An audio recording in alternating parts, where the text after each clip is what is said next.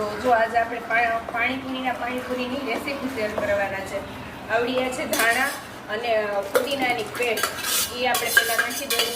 જોઈ જુઓ કેટલી ક્વોન્ટિટીમાં આપણે આજે પાણી બનાવવાના છીએ.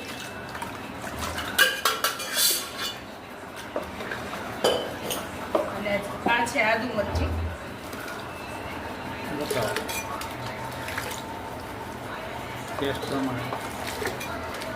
આપણે આમાં કોઈ જાતનો કલર એવું કાંઈ નાખતા નથી.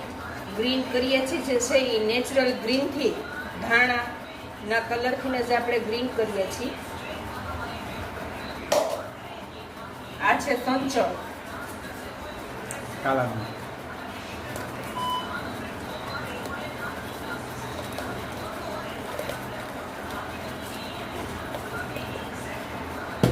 આ છે પાણીપુરીનો અમારો સ્પેશિયલ મસાલો, જેનાથી ટેસ્ટ પણ આવે છે અને હેલ્થ માટે પણ એટલો જ સારો છે, જે અમે જાતે ઘરે જ બનાવીએ છીએ.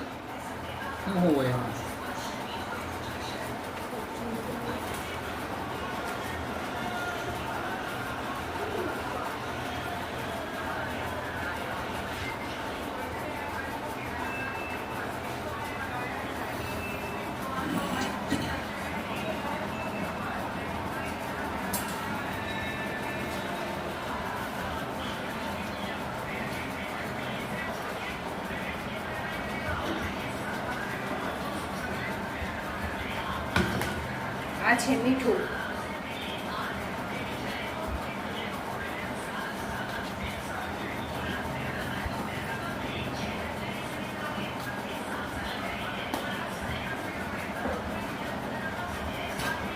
આ છે બીજો મસાલો.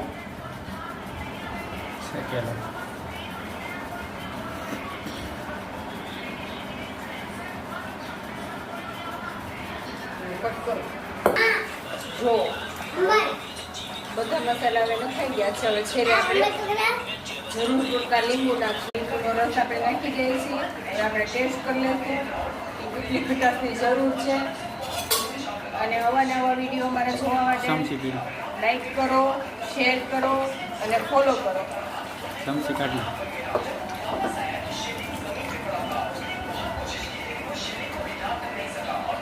કલર જોઈએ. કલર જોવો તો પાણી જો આ નેચરલ કલર છે, કોઈ જાતનું કેમિકલ નથી.